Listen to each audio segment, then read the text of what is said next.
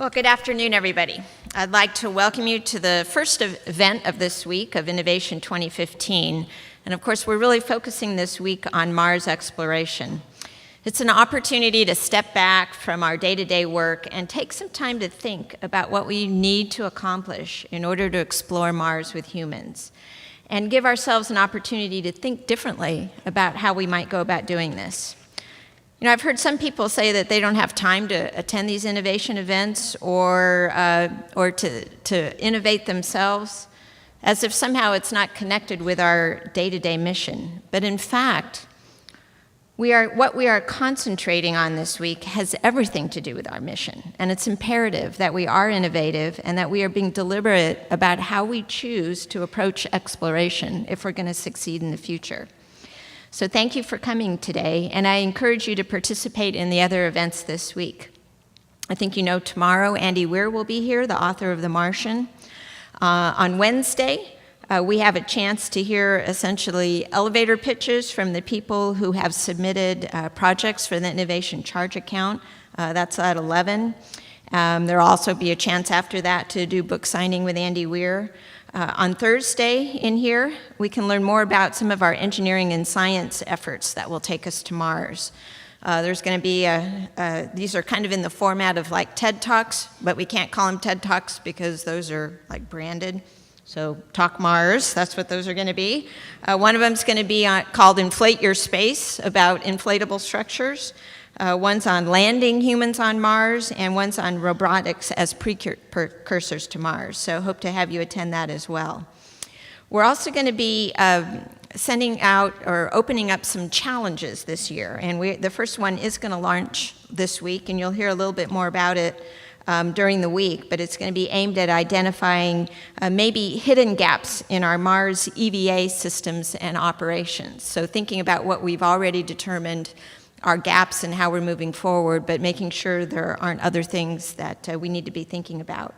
But really all week, this is a chance to discuss and share how we engage all parts of JSC more collaboratively on our journey to Mars. So now I'd like to invite up Jeff Davis, Director of Human Health and Performance, who's going to introduce today's guest speaker.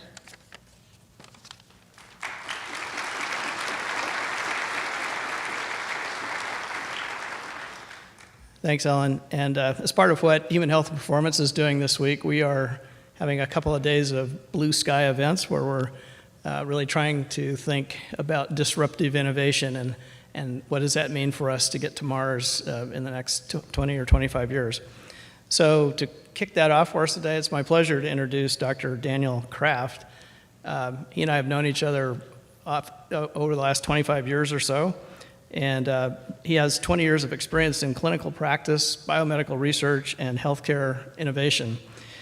He chairs the medicine track for Singularity University. Some of you are probably familiar with that. And is founding executive director of Exponential Medicine, a program which explores convergent, exponentially developing technologies and their potential in biomedicine and healthcare. His various TED Talks have over 1 million views. He was trained at Brown University, went to medical school at Stanford, and then attended the Harvard Combined Internal Medicine and Pediatrics Residency Program at the Mass General Hospital in Boston and the Boston Children's Hospital. He went on to complete Stanford fellowships in hematology and oncology and bone marrow transplantation, and has extensive research in stem cell biology and regenerative medicine. He has multiple publications in Nature and Science, and medical device, immunology, and stem cell-related patents through faculty positions with Stanford and as clinical faculty for the Pediatric Bone Marrow Transplantation Service at the University of California at San Francisco. So I think you'll enjoy this as a very diverse, interesting talk about what the future and potential of medicine can be. And with that, I'll turn it over to Dr. Daniel Kraft.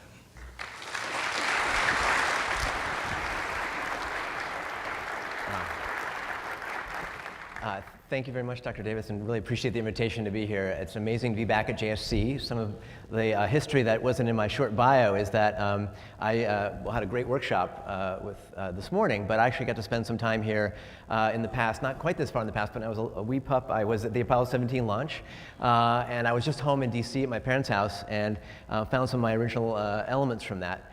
And just just a moment to thank all of you from the past and the future for the inspiration that's been in my life and many, many others that's been built right here at JSC. Here's the best things I found in that old box, my old coloring book. And some match collection. Maybe that's worth something on eBay. I went on after being inspired as a kid and growing up near the Air and Space Museum to spend time at Stanford working on missions to Mars, and then actually spent a summer at International Space University, of which some in the crowd here are alumni and friends. We did a whole mission to Mars architecture, and so I spent some time thinking about the issues of long-duration spaceflight, everything from long-duration partial gravity on the way to Mars and back. But it really helped inspire my thinking as a physician and scientist about the convergence of technologies coming in different places. And even when I was a medical student at Stanford, I worked and published an article on veniconstructive thigh cuffs, and my co-author, some of you might recognize Kel, is Lindgren flying to space station in a month or two. So that's a little bit of my past. And I spent a month here as a medical student when I was at Stanford, even published something on liquid cooling garments. And about 10 years ago came here to interview for the astronaut corps. So I had a great experience then. Unfortunately, the dock got docked out. My left eye was just over the 2200 uncorrected version. So someone fix that for me, please. Okay. So let's look a little bit into the future of health and medicine in a broad perspective that might inform some of your thinking about as we go to Mars and beyond. And it's a bit fun to go back to the future before we go dive into the future. If you all remember, what year did they go into the future in this movie? It was 2015. We're actually in the future. I'm waiting for my hoverboard. It's under prototype, but it's Tony Hawk on a hoverboard prototype. But as we sort of look into the future, it's sometimes helpful to know where we came from. And I had a chance myself to go back to the future recently. I trained at Mass General Hospital. I was back there for the 200th anniversary of MGH.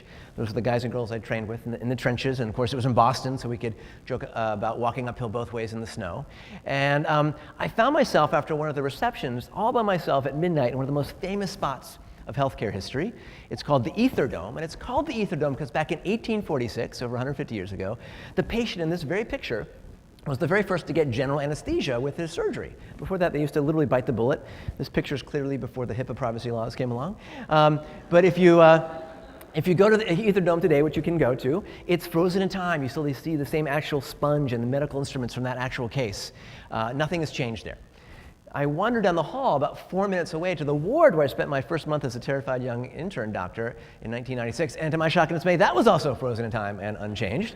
Had some of the alarms beeping, some of the same nurses, some of the same patients. The only difference was the poor intern on call was pushing around this ancient laptop, had to type out the medical record, electronic version, and put it in the paper chart.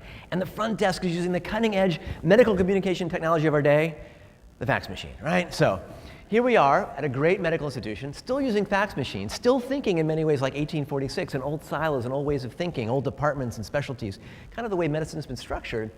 But we're in this new age where we don't need to think about our doctor visit being the 37-minute wait on average for the 12-minute on average doctor visit. We're in this connected age, this exponential age where we can think out of the bucket of body parts and specialties in different ways. And I think the same thing applies for spaceflight. All these different technologies and fields, some old ways of thinking, some new ones that can come together to reinvent spaceflight and aerospace medicine. Because we have challenges, whether it's in space or on the ground. In medicine, lots of challenges: rising costs, the aging demographic, 10,000 baby boomers turning 65 every day, access to care. No matter what you think about Obamacare, we have a lot more covered Americans, but a big shortage of primary care physicians in many parts of the world, let alone on other planets. We have issues with big data coming at us, lots of data like you deal with, but how do we make that insightful and actionable information that you can use as a patient, as a consumer, as a physician? And a lot of that care, as you might know, is fragmented, still sometimes on paper, sometimes electronic. So lots of waste in the system. And even though a lot of the innovations are here today, the technology is here today, I'll show you some of it, our friends at the FDA have problems regulating it. Our friends, the payers who cover the costs, don't know how to often pay for these things, similar to the challenges of flying certain hardware.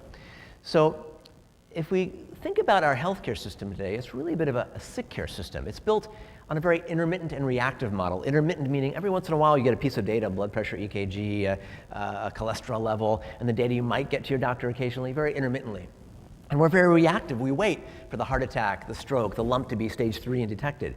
What if we could use technology and new technology and new thinking to be much more proactive and continuous with our healthcare? And that's the promise of technology.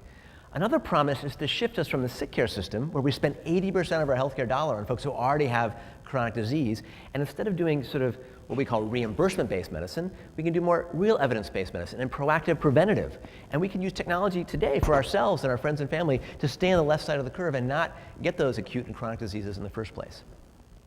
So that means we need to shift the incentives, but we're also shifting where healthcare happens. It used to only be in the clinic and the hospital, but increasingly healthcare is coming to our homes, onto our bodies, and as has been pioneered here, off the planet. So where healthcare happens can really change, including your corner Walmart or CVS or Walgreens. All of them want to be your primary care doctor in a sense, and you'll see more of that happen in the next few years. So let's take a step back and realize how fast the world is really moving today. I came back to Stanford to do fellowships in hematology oncology about 10, 12 years ago, and so much has happened even in the last decade. It was only 2001 that the first iPod came out. I thought it was like 1991. It's only 2001. That feels like not so long ago. And if you think about Apple and what's changed with that company, they didn't invent the MP3 player or digital music. They put it together in smart, impactful ways. That's changed the Apple's business model. And Apple has been riding this exponential technology trend. What used to fit on an iMac of 2000 now fits on your iPhone, and as of this week fits on an Apple Watch, right? And this is an example, and of course the computers are getting even smaller. That's the size of a grain of sand. That probably has almost as much computational ability as what Apollo flew on a grain of sand size technology. We have really an ability now to think exponentially. The speed and power and computing of this little smartphone, this is an antique now, this is an iPhone 1. It still works, but it would feel antique. Remember, smartphones have only been out for 7 years. It's riding Moore's Law. Moore's Law was 50 years old as of a week ago, and it's an example of an exponential technology, doubling in computing power every 2 years or so. And our brains think linearly, 30 linear steps, I'll be to the exit, but 30 exponential steps, doubling, 2, 4, 8, 16, 32, 64. By 15 steps, I'm at 30,000, but by the 30th step, I'm at 1 billion. That's 26 times, in orbit around the U.S., around the planet. And that's what we need to do in terms of health, medicine, and aviation, is to think exponentially. That's where the disruptive opportunities come from that we can use to reinvent and reimagine the world. And of course, it's not just Moore's Law, it's 3D printing, it's robotics, it's social networks. All these things are coming together really in interesting ways to enable us to reimagine things. Just like in the last decade, we've reimagined how we read books. We sell more ebooks than regular books. Amazon does. They've self-disrupted. We've seen other companies go bust, like Kodak had their Kodak moment. They actually invented digital photography, but didn't pay attention to the curve of exponentials. So they were bankrupt. And Instagram sold for $1 billion, 12 kids down the street from me in Palo Alto. When was the last time you went to a Blockbuster? They've gone bust. They weren't paying attention to exponentials in terms of data. Any folks here use Uber, right? Uber is now a 4-year-old company, 4 or 5-year-old company worth over $40 billion. They did not invent any of the technology used, the smartphone, online GPS, mapping, payments, but they bundled it up in a smart way to now disrupt the limo and the cab world to the point where there's now the folks who are being disrupted, like in the taxi drivers in Berlin, have a protest about it. And it's been outlawed in Germany. But that's an example of leveraging technologies together. In fact, I was in Vegas, and the mafia there, I guess, doesn't like it either. But I asked the question, how can you build the Uber of healthcare or even of manned spaceflight? I asked the question about medicine, and 3 companies said, we've already built the Uber for healthcare. You download the app, you press a button, and a doctor comes to your house or apartment within 3 hours, at least in New York. Not sure what kind of doctor, but you get a doctor. And remember that they can rate you and you can rate them, so there's a transparency element. And even Uber did their own little pilot called Uber Health, where you'd slide the thing to the right, and an Uber would come with a nurse and give you your flu vaccine. So that kind of seamlessness of access, knowing where the car is, the payments, is an example of how the world's shifting and where folks want technology to take them. So disruption's all around us. It's happening in major industries, including spaceflight. And I would encourage you to be the disruptor, not the disruptee, and to start thinking exponentially. So we'll cover that as we go into the present day, into the future. And many of the elements from healthcare, remember, apply to many elements, I think, particularly of manned spaceflight. So let's look at some exponentials at play. The human genome. It was only about 12 years ago the first genome was sequenced. It cost billions of dollars, took several years. The price and speed of sequencing your own genome has dropped at twice the rate of Moore's Law to it's about $1,000 today and can be done in a year. In a couple of years it'd be $100 and less than the price of most x-rays and other lab tests. Some of you might have done 23andMe and other ways of accessing your genetic information. There's lots of information there today for $100. The trick is what happens when you come to your doctor with your genome on a disk drive. They don't know what to do with this information. It needs to be part of the workflow. Just like many of you access a lot of information, it needs to be part of how you see it, how you make sense of it. But we can already do things with our pharmacogenetics. This is from a $100 test. Here's my genes for a blood thinner. Here's 18 of my different drugs that might be affected by my genes. That information's here now. I would encourage you to even try some of these consumer genetic testing elements. You may learn something about yourself that might be useful. In fact, I uploaded my genetic data, and I could look at this is called Athlete. They look at your athletic genes. And I can see I was always a good sprinter, never a good endurance runner. And I didn't quite get up for the gym this morning, but I have an excuse. My genes for motivation are low. So I got an excuse there. But as we look at long-duration space missions and others, we'll maybe even tune people's understanding who's genetically most adaptable for long-duration missions and others, which is one example in that world. And it goes well beyond the genome today. There's all these omics, the proteome. You can get 10,000 biomarkers from a drop of blood. There's the exposome, where you've lived. If you spent a year on space station or lived on a farm in Idaho or by 3 Mile Canal, you have different exposures: radiation, cancer risks, others. Our cell phones know where we live. They can measure that. There's the idea of the microbiome. We are made up of 10 times more bacterial cells than human cells. And it turns out the microbiome, particularly in our gut, can play a really important role in everything from obesity to inflammatory bowel disease to psychiatric disorders. About 14,000 Americans die every year from infections in the hospital. And now we're learning at my old home base to do fecal transplants. Not too sexy, but it's going to be part of the therapies of the future, where you take a microbiome cocktail to maybe replace and augment the one you have. So that's not science fiction. That's coming along. And that's just one of several ohms. So we all want personalized medicine and precision medicine. It's often best, I think, in terms of systems medicine. This idea that will be predictive, will be sequenced at birth or sometimes even before birth. That's possible now. From a mother's blood, you can sequence the entire child. We can then take preventative steps that are more personalized. And the final P, I'll challenge all of you, is to be participatory, to share your own data when it's realistic to do so, to all become part of the future of health and medicine by becoming data donors as we move forward. So another few exponentials at play. Imaging. Imaging now is incredible. A lot of this is spun off, by the way, from NASA-based technologies. We can see inside the body with incredible resolution, and your surgeon or your interventional radiologist can now find the tumor and avoid the blood vessel. That's all done on a tablet computer and reconstructed in real time. The world of neuroscience is really getting shaken up. We can not only appreciate the amazing anatomy of our brains, but what's often called the connectome. How are we wired? How does it play a role in everything from autism to Alzheimer's? And speaking of being proactive, Alzheimer's, we know a major challenge. What if we, instead of waiting for it to happen and not having much to do, we could pick it up early?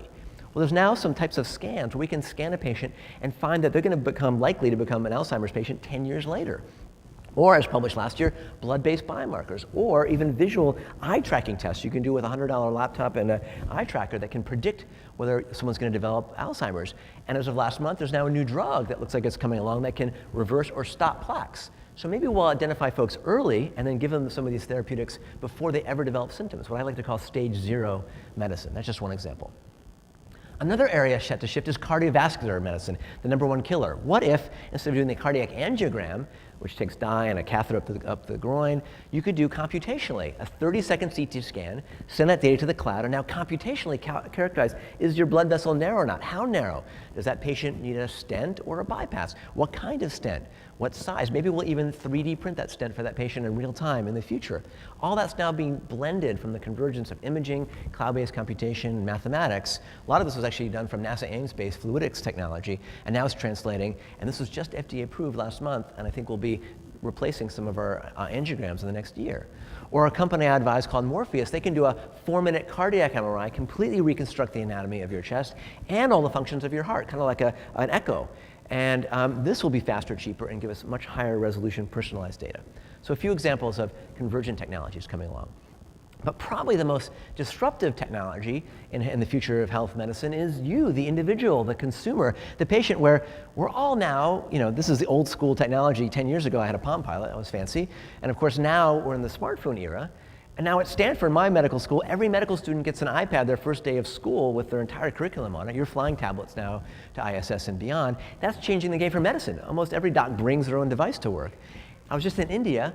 They now have $35 Android tablets on sale. For $35, that's going to democratize everything from education to public health and beyond. And in a few years, the poorest on the planet, you remember 80% of the planet today has SMS phones, even the poorest billion individuals. Soon they're going to have the equivalent of our fancy smartphones. That can really change things, including in healthcare. And it's meaning technology is sort of disappearing. That used to be $100,000 of different technologies. Now it's essentially free. You don't buy a GPS device anymore. You download it on your phone, even the flashlight's in your phone. So we're starting to have technology disappear, and in some cases get cheaper, better, and more functional. Even Google and their new smartphone, it's modular, so you can put in different modules if you're a diabetic or need to track your EKG. So the new drug is really you, the empowered patient, to own your information, to say, I'm the CEO of my own health.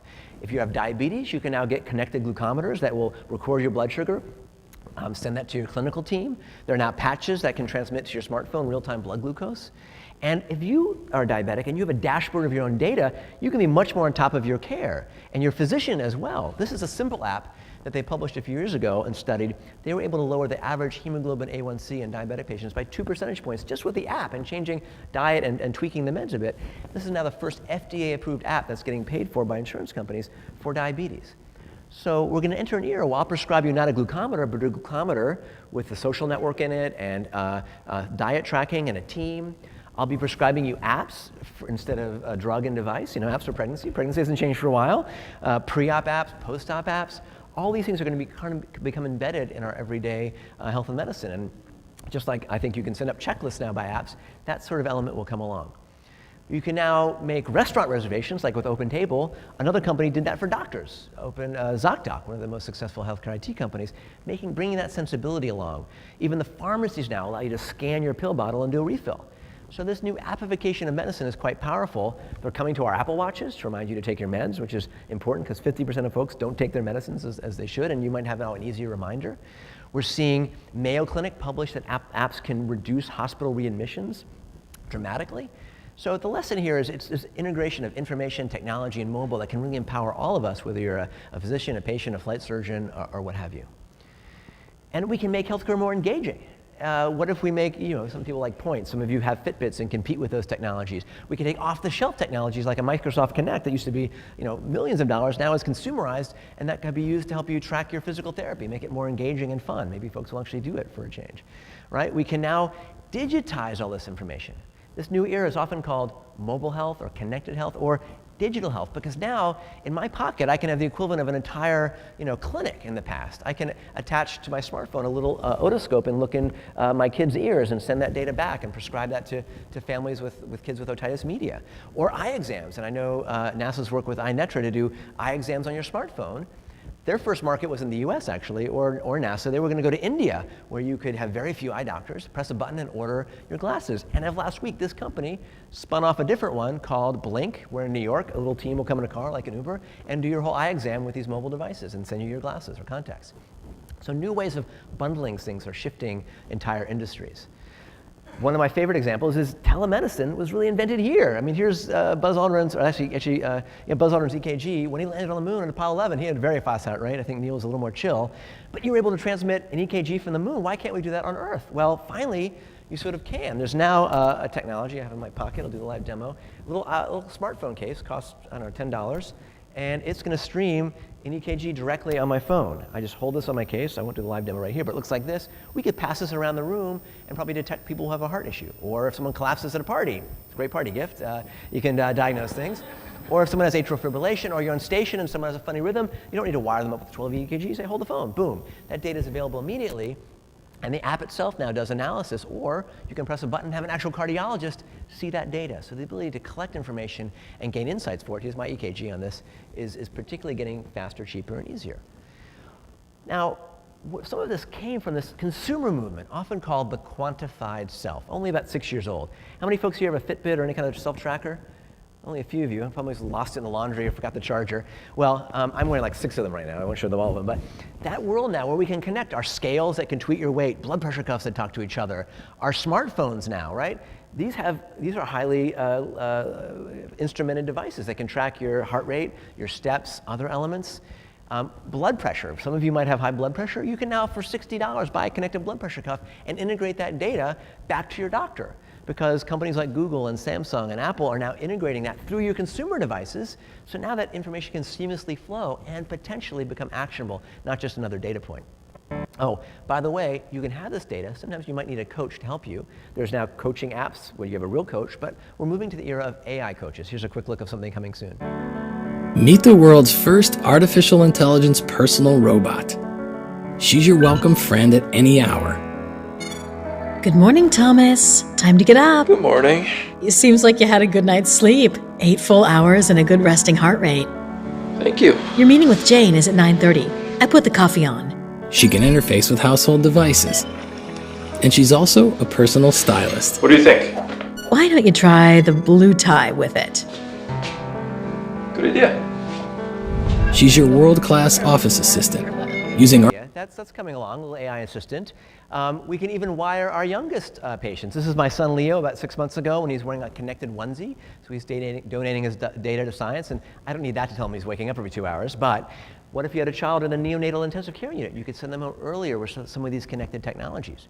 And some of them used to be, very futuristic. This is from the cover of Wired, the back page, Artifacts from the Future, the connected diaper. Well, now, as of last year, Huggies came out with TweetPea. You can figure out what that does, right? There's also data for number 2. Sometimes too much information. It's available. All right, okay. Other ways to get connected now. These sensors are pretty basic. They're little accelerometers. Used to be $1 million accelerometers are now $2 and can live in all of our devices. So we're moving to all this Internet of Things. It's coming to the Internet of the body. Internet of Pills. There are pills now that can track when and if you took them or not, right? There are now patches and clothes that are being embedded with wearable devices. And when the astronauts fly, they're very telemetered, but these now come from a simple take-on shirt. They're going to be part of our cars. Digital tattoos have been developed that can monitor and track your vital signs.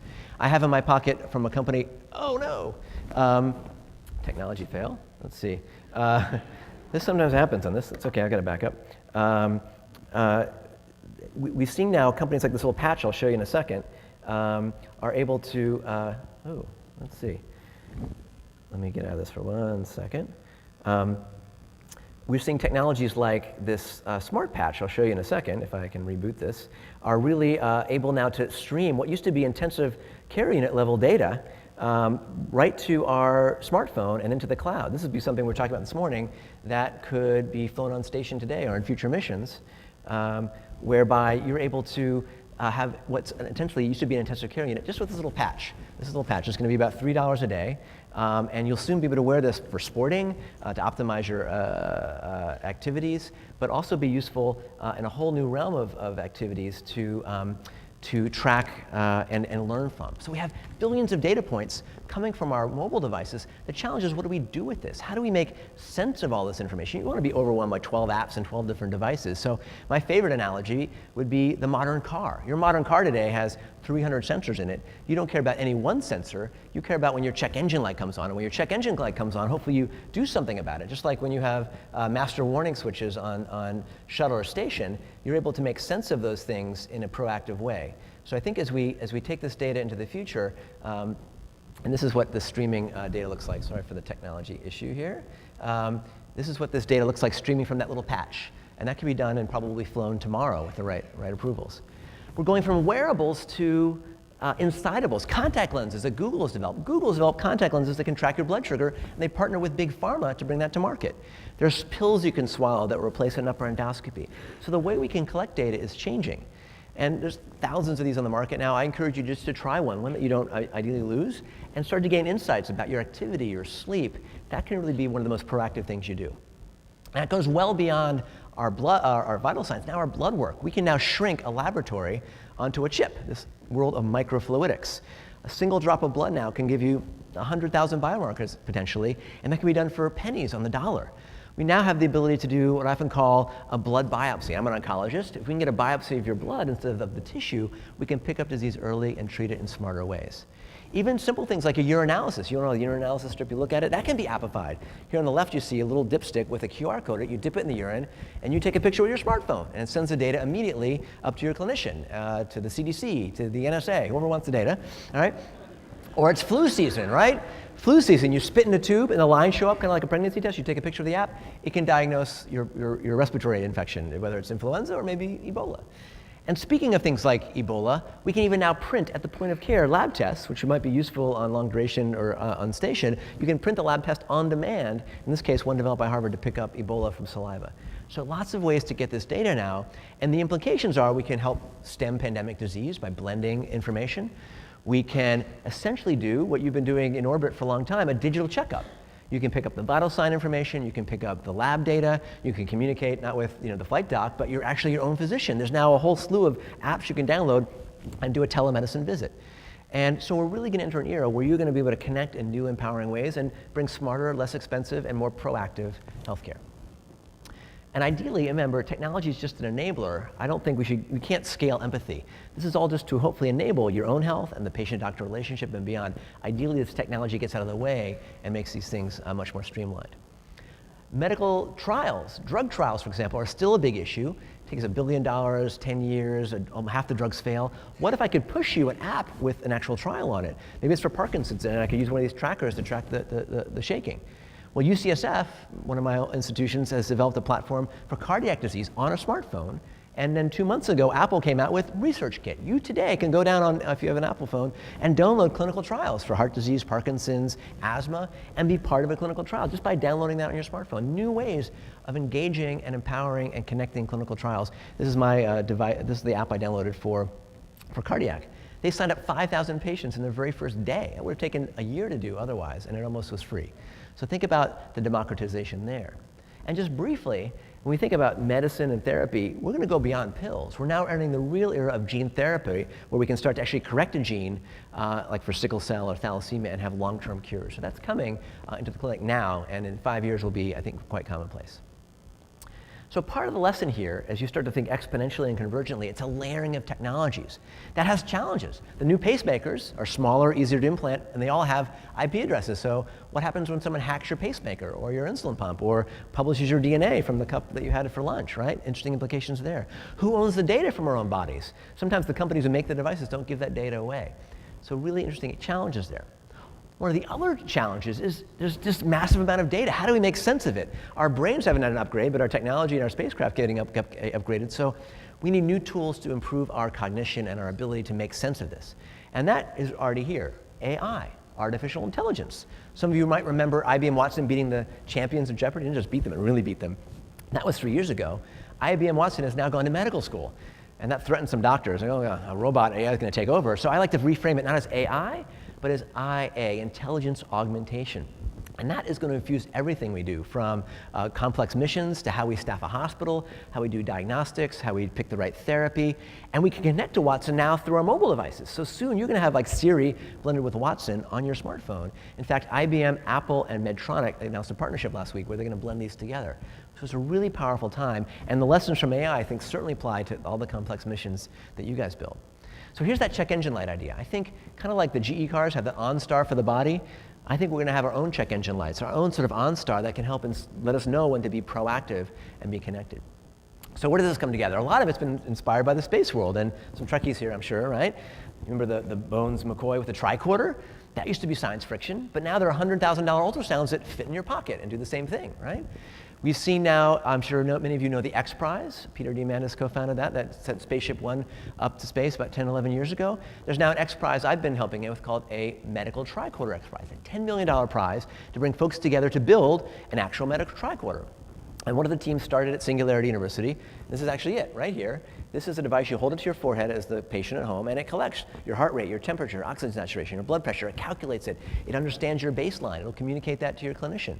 And what's interesting about this is they crowdfunded this, like $1.6 million, and 10,000 of these shipped in the last month or so as part of the trial. So in a year or two, I expect you'll have something like this in your own home, which will help you track your own information. And this has design thinking built in. I introduced this company to IDEO, and we made this little movie of the near future of all these technologies coming together. Take a quick look. Technology has given us an unprecedented window into the human body. But on a day-to-day basis, we're still in the dark about our own health. We are changing that. You okay? Do you feel okay? What if instead of fearing the worst when you notice something out of the ordinary, you could identify the condition yourself? Getting the right diagnosis would save you worry It says it's roseola. and an unnecessary doctor's visit. Rest at home. It's okay. Instead of hearing about a viral outbreak on the news, imagine you got an alert that was tailored to your family's needs. It would also give you advice about what to do next. What if you had a way to identify what was wrong right away? It says it's 103.8. A way to get all of the information you need to understand the situation.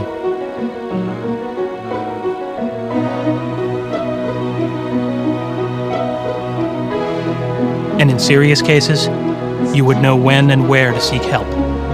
It recommends taking it to the urgent care. We're building a way for people to check their bodies as often as they check their email. It's all possible, and it's only the beginning. But this technology is coming for those who like to measure your data. And in fact, again, they funded this. They crowdfunded the clinical trial for this. So new ways of funding innovation are here as well. And that means we're all not just silos, we're not individuals, we're all part of a connected system. Whether you're part of a crew or a family or a community, our social networks play a huge role in our health, whether it's depression or obesity. And we're learning that our behaviors are much more impactful than our baseline genetics. If we can moderate our behaviors, we can have a huge impact on our costs of care, for example.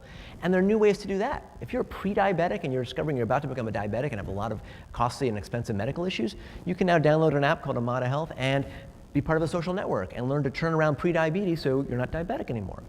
That's a new way of prescribing behavior change.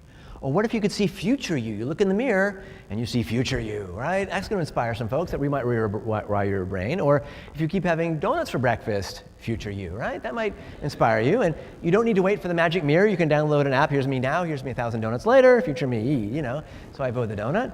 Or if you have a kid or a patient who smokes 2 packs a day, you can show them what their skin's going to look like. That might change your perceptions. Or if you're spending too much time on Facebook, you know, lots of ways to see the future. Including now this amazing world of augmented reality. You know, many of the astronauts are training with augmented reality. That's that company was acquired for $3 billion. And Google said, we can build one of those for $10. This is the cardboard-based version. You slot your smartphone and you're in a virtual world. That can do everything from training on missions and maintaining currency on spaceflight, to learning anatomy, to treating PTSD, to being in all sorts of new environments. We're going to see a lot happen with augmented and virtual reality, especially in healthcare, and especially as you want situational awareness if you're a pilot, a physician, a surgeon, or a patient. Think about how that's going to integrate in your lives. And we can be telepresent as well, not just with wearables, but telepresent robotics. We can already round in hospitals with special robots. I was actually on a panel, meet Dr. Droid. I couldn't be there in person, so I showed up on the left in the panel on the robot. New ways to be telepresently localized. You guys do all that already in orbit, but that's going to change healthcare. We have robots delivering labs and x-rays in hospitals. We have robots enabling the disabled. One of the most exciting areas now is enabling the disabled with things like brain-computer interface. This is my alma mater, Brown University's work. A small chip on the motor cortex of a woman who's quadriplegic, can't move from the neck down, just enables her now to think, and she's able now to control a drink of give herself her first coffee in 16 years. That's transformative, and we're going to see brain-computer interface completely change how the disabled get around, and also enable us, super enable us. Maybe the folks, when they're on Mars will have a chip on their brain which will enable them to control things. This is coming, and this also blends with health and prevention. Yoga, meditation, ancient practices can be really good for you. What if we can now use brain-computer interface to track that for yourself? Well, you don't need to have a version like that. You can now buy one for $200. Wear this headset. It can track your brain waves. Here's my mind being calm for a few minutes, actually.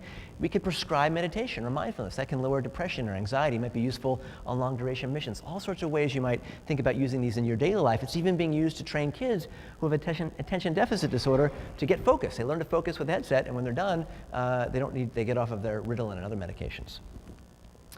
And we're even learning to use video games for good. Changing your wiring of your brain using gaming and headsets are going to be shown to be very beneficial in many modalities.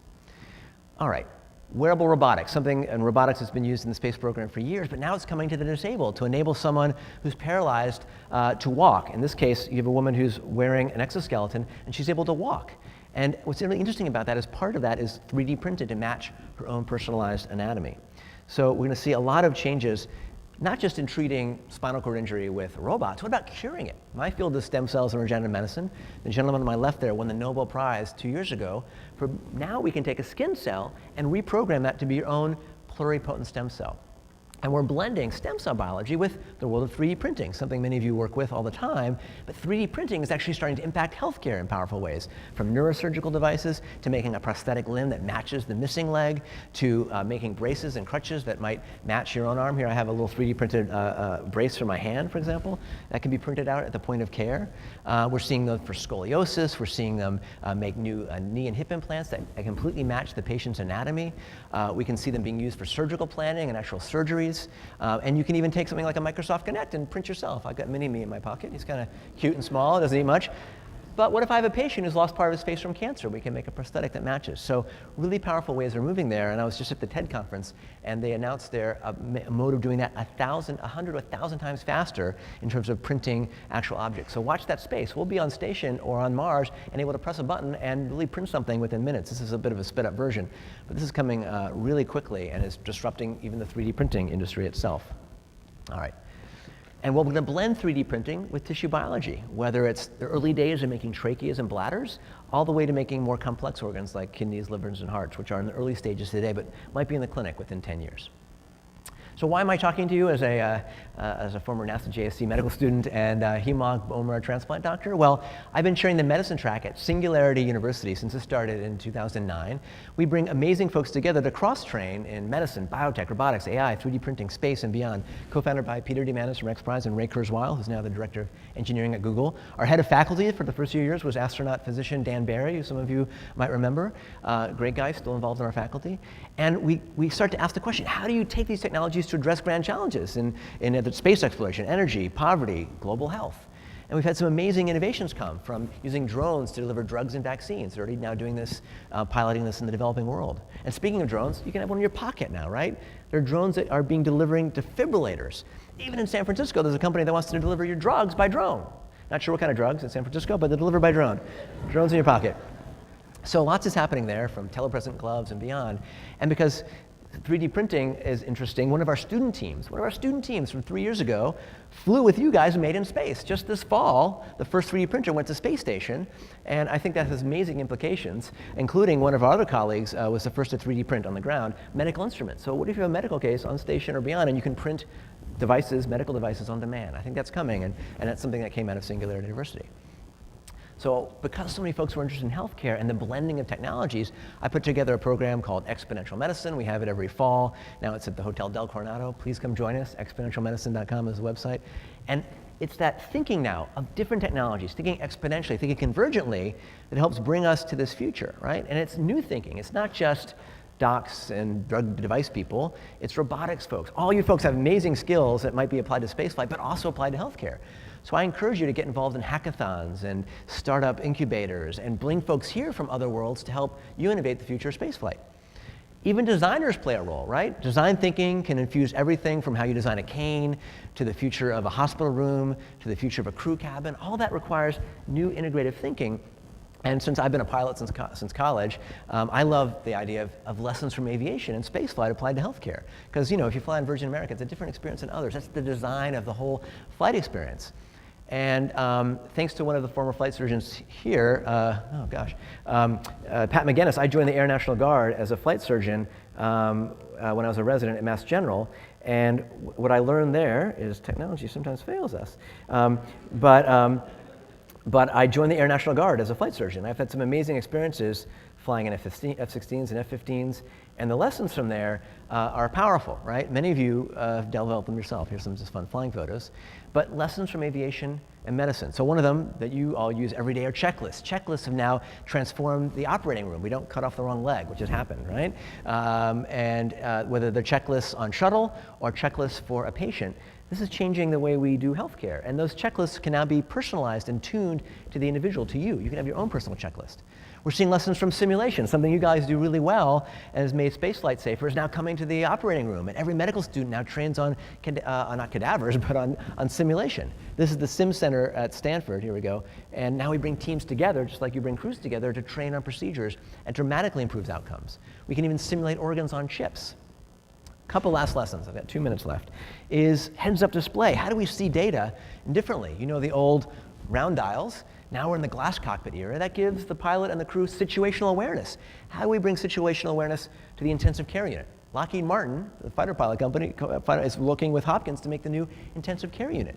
How do we take the heads-up display of the flying world and bring it down? And how do we bring the other clues, like Bitching Bob or Bitching Betty tells you to pull up when you're about to hit a mountain? Altitude. Right? Altitude. How do we bring that sensibility to our healthcare? Because we need different data if we're landing in bad weather or we're in a dogfight. And we have dashboards already that influence our behavior. In some of our cars, we can drive to hit the right speed and element. And we want our own personal GPS to be like Daniel, go right to the gym, not left to McDonald's. All right, that's going to come. You're going to have a GPS that's going to help guide you through your life based on your own information. Not too much data. Starbucks, squirrels, will be a little overwhelmed. You need to tune that to the individual as we go. And we're going to see the world differently. We're already in the era of basically bionic eyes. But even those of us who are lucky to see normally, we're going to see augmented vision contact lenses that can bring the internet to our eyeball, which also has a dark side, some interesting applications. Here's a vision of the future. You have your contact lens on, and you're on a tough date, so you bring up some little help. You need the Wingman app. Here we go.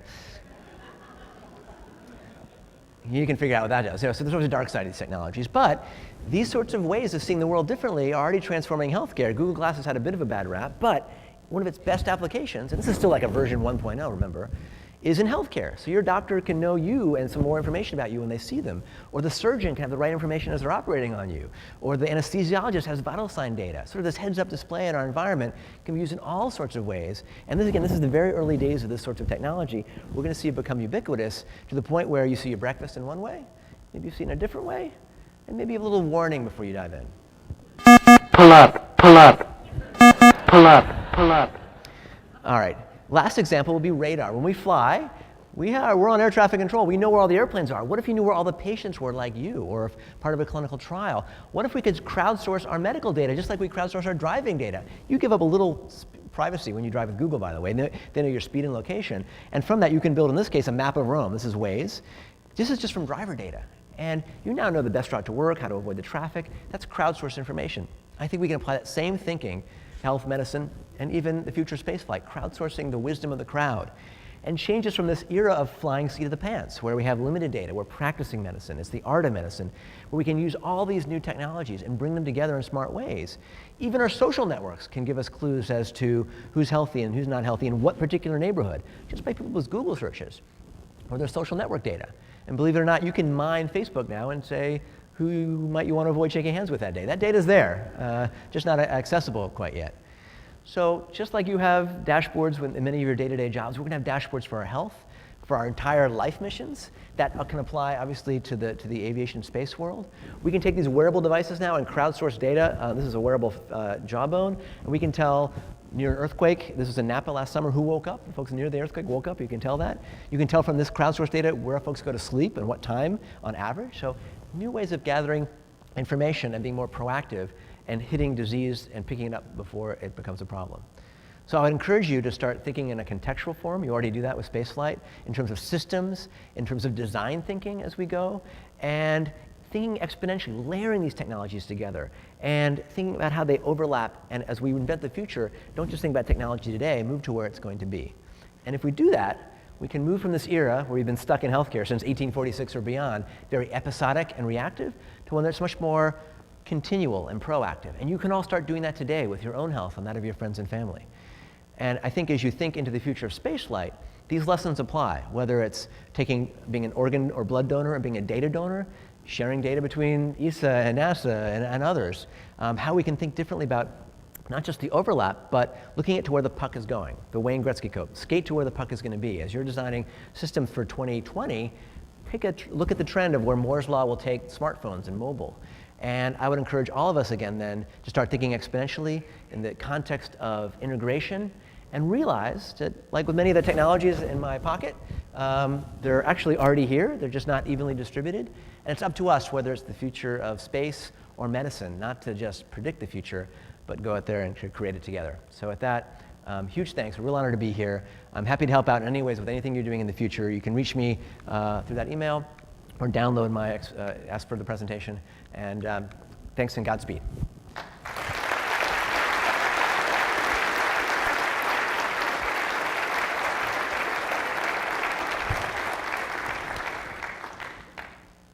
Do you want to do Q&A?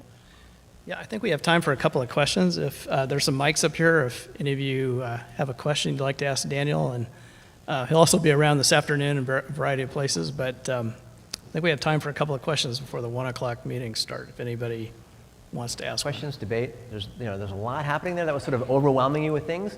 Again, a lot of those elements can cross over between fields. So, love to sort of hear any thoughts or questions. Yeah. I'm very concerned about my privacy. Sure. I'm not sure that I'd want my children or my grandchildren to have a chip on their neck. Right. And as I read more and more things about internet being hacked, and I don't file my taxes online, I'm very concerned about this. And as a private pilot, I worry about my third-class medical failing someday. Sure.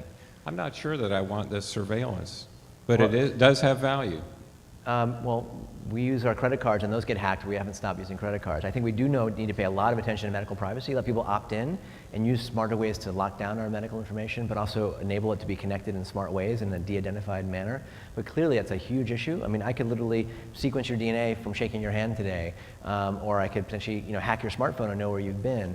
So I think there's a blend between being mindful of that and also enabling these technologies to take us forward. But it's a great point. It's a great lecture. Thank you. Thank you. All right. Well, I think you all have 1 o'clock meeting, so thanks very much. Hope to see you in space or out of space.